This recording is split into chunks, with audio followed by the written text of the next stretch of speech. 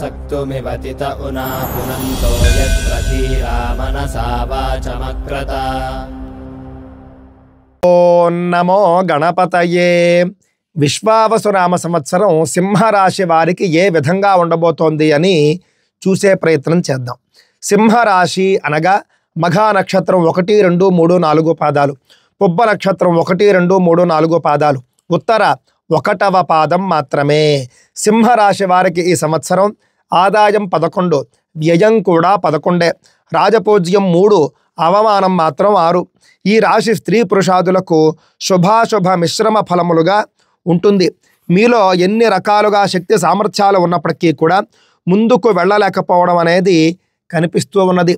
అకారణంగా మాటలు పడడం, రావలసినటువంటి బాకీలు రాకపోవడం, ఆదాయానికి అంతరాయములు, లోపల అధైర్యము కూడా కనిపిస్తూ ఉన్నది.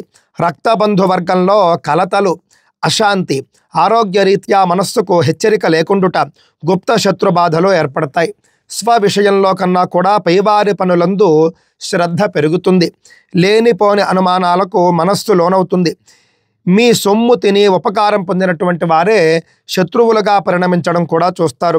ఆడవారి ప్రేరేపణ చేత జరుగు పనులలో ఆందోళన పెరుగుతుంది. ధన వ్యయం మీద కొట్టివేస్తుంది. పుణ్యక్షేత్ర సంచారము, పెద్దలను సేవించుట, గృహ మార్పులు, ప్రయాణాల్లో ఒత్తిడి, కలవరము, శరీరంలో తెలియని వ్యాధి ఉండి ఔషధ సేవలు చేయుట, దొంగల వల్ల భయం, సాంఘికంగా అపనిందలు, గౌరవాదులలో మార్పు వస్తాయి. ఆత్మీయులు పెరుగుతారు. బంధువర్గంలో పూజ్యత తగ్గును. ధన ఒత్తిడి, మాటా పట్టింపులు, శారీరక సుఖాదులు తక్కువ. ప్రతి విషయంలోనూ కూడా తొందర పడక నిదానించి పనులు జరుపుకుంటే మంచిది. కోర్టు, కుటుంబ చిక్కులు, అనారోగ్యము, ఇతరులచే దగాపడుట, ఔషధ సేవలు చేయుట కనిపిస్తూ ఉన్నాయి. సంతానానికి పీడలు, ఆలోచించి నిర్ణయాలు తీసుకుంటే మంచిది. ఉద్యోగులకు ఈ సంవత్సర కాలం కలిసి రాదు. ఎంత పని చేసినా అధికారులు మిమ్మల్ని వేధిస్తూనే ఉంటారు. మీ తెలివితేటలు ఏమీ పనిచేయవు. అవమానాలకు గురి అవుతారు. కేంద్ర రాష్ట్ర ప్రభుత్వంలో ఉన్న వారికి సుదూర ప్రాంతాలకు బదిలీలు కనిపిస్తూ ఉన్నాయి. కేసులందు ఇరుక్కోవడం, లేనిపోని నిందలు మీపై రావడం కూడా అవకాశం ఉన్నది. ఏసీబీ వారికి దొరికిపోయే అవకాశం ఉంది. అన్యాయంగా సంపాదించేటటువంటి వారు ప్రైవేటు కంపెనీల యందు పనిచేయువారు మరొక కంపెనీకి మారుతారు. యాజమాన్యం యొక్క గుర్తింపు పొందలేరు. నిరుద్యోగులకు కూడా ఈ సంవత్సరం నిరాశే మిగులుతుంది. స్థిరత్వం పొందలేరు. పర్మనెంట్ కాని ఉద్యోగులకు పర్మనెంట్ కాదు. రాజకీయ నాయకులకు కూడా అంత యోగదాయకం కాదు. ధనము మంచినీళ్ల వలె ఖర్చయిపోతుంది. అధిష్టానం వారి మన్ననలు పొందలేరు. ప్రజల్లో కూడా వ్యతిరేకత అధికంగా ఉంటుంది. కనీసం నామినేటెడ్ పదవైనా పొందటం కష్టమే. మీకు రావలసినవి ఇతరులు తన్నుకుపోతారు. ఎన్నికల్లో ఓటమి పాలు అవుతారు. కళాకారులకు శని బలం లేని కారణంగా నూతన అవకాశాలు అంతంత మాత్రమే.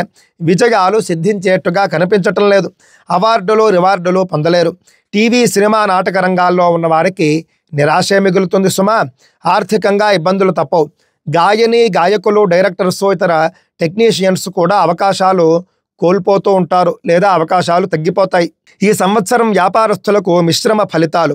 గురు శనుల ప్రభావం వల్ల కొన్ని వ్యాపారాలు నష్టాలు కూడా వచ్చేటటువంటి అవకాశం ఉంది. కొన్నింటి యందు లాభాలు వస్తాయి. రిటైల్ వ్యాపారులకు బాగుంటుంది. హోల్సేల్ వ్యాపారులకు రాణింపు ఉండదు. జాయింట్ వ్యాపారస్తులు విడిపోతారు. మనస్పర్ధలు పెరుగుతాయి.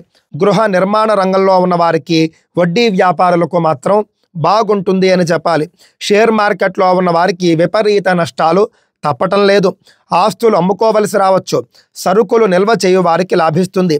ఈ సంవత్సరం విద్యార్థులకు జ్ఞాపక శక్తి తగ్గుతుంది. చదువుల యందు మనస్సు లగ్నం చేయలేరు. ఇతర వ్యాపకాలు పెరుగుతాయి. ఆశించినటువంటి మార్కులు రావు. ఏదోలా ఉత్తీర్ణత పొందుతారు. విదేశీ చదువుల యందు ఆటంకాలు తప్పవు. ఇంజనీరింగు, మెడికల్లు, బిఈడి, లాసెట్టు, ఐసెట్టు, ఆసెట్టు మొదలగు ఎంట్రన్స్ పరీక్షల యందు మంచి ర్యాంకులు పొందలేరు. కొంతమందికి చదువుల మధ్యలోనే నిలిచిపోయే అవకాశం ఉంది. వ్యవసాయదారులకు కొంతమేర పర్వాలేదు. మొదటి పంట కంటే కూడా రెండవ పంట లాభిస్తుంది. కౌలుదారులకు నష్టాలు తప్పవు. చేపలు, రొయ్యలు చెరువులు చేయు వారికి కొంత అనుకూలంగానే ఉంది. లాభములు పెద్దగా రావు. రుణములు తీరవు, అనగా అప్పులు తీరవు. కొత్త అప్పులు కూడా చేయాల్సి రావచ్చు. పౌల్ట్రీ రంగంలో ఉన్న వారికి లాభాలే కనిపిస్తున్నాయి. స్త్రీలకు ఈ సంవత్సరం అంత యోగదాయకంగా ఉండదు సుమా. మీరు లేనిపోని అపనిందలకు గురయ్యేటటువంటి అవకాశం ఉంది. ఎంతటి తెలివితేటలు ఉన్నప్పటికీ కూడా గుర్తింపు పొందడం కష్టమే. విలువైనటువంటి వస్తువులు దొంగల ద్వారా పోగొట్టుకుంటారు. మాతృవంశీకులతో విరోధాలు తప్పవు. భార్యాభర్తల మధ్య సరి అయినటువంటి అవగాహన ఉండక చీటికి మాటికి తగాదాలు ఏర్పడతాయి. ఒక్కో సమయంలో విడిపోయేంత పరిస్థితి కూడా ఏర్పడుతుంది. కావున ఓర్పుతోనూ సహనంతోనూ ఉండాలి.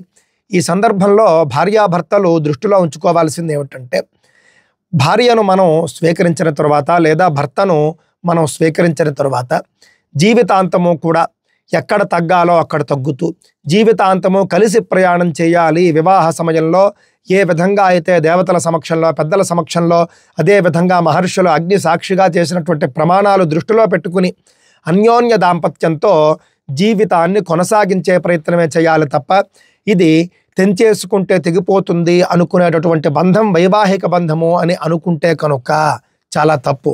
ఒక్కోసారి వేధింపులకు కూడా గురి కావలసి వస్తుంది.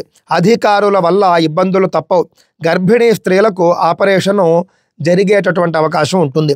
పుత్ర సంతాన ప్రాప్తి. వివాహం కాని స్త్రీలకు ఈ సంవత్సరం కూడా కష్టమే. మొత్తం మీద ఈ రాశి స్త్రీ పురుషాదులకు మిశ్రమంగా ఉన్నది. జన్మకేతువు సప్తమ రాహువు ప్రభావం అధికంగా ఉండటం వల్ల ప్రతి నిమిషము కూడా జాగ్రత్తగా ఉంటే మంచిది.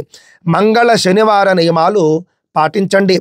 కేతువుకు సంబంధించినటువంటి స్తోత్రాలు, శనికి సంబంధించినటువంటి స్తోత్రాలు లేదా మంత్రాలు జపాలు చేసుకుంటే మంచిది.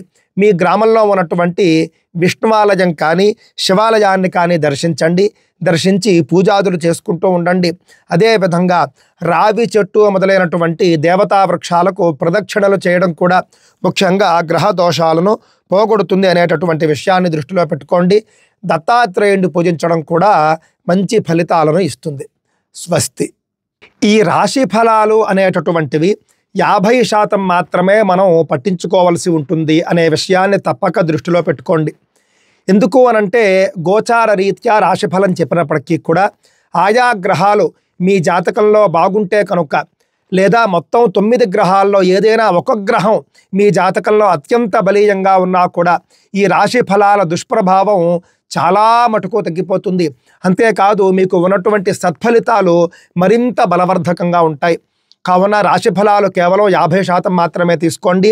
అంత మాత్రమే కాకుండా మీరు తరచుగా దైవ పూజ చేసేవారైతే, దైవానికి సంబంధించినటువంటి శ్లోకాలు పారాయణలు చేసుకునేవారైతే కనుక, మీరు దాన ధర్మాలు చేసేవారైతే, పుణ్యాన్ని సంపాదించేవారైతే తరచుగా మీ యందు కూడా మీపై కూడా జాతకాల ప్రభావమైన గ్రహాల ప్రభావమైన చాలా తక్కువ ఉంటుంది. గ్రహ బలం కంటే కూడా దైవ బలం చాలా గొప్పది దృష్టిలో పెట్టుకోండి. మీ రాశి బాగున్నా బాగోలేకపోయినా కూడా దైవ బలాన్ని పెంచుకోండి. తద్వారా బాగుంటే మరింత బాగుంటుంది, బాగోలేకపోతే బాగుంటుంది. స్వస్తి.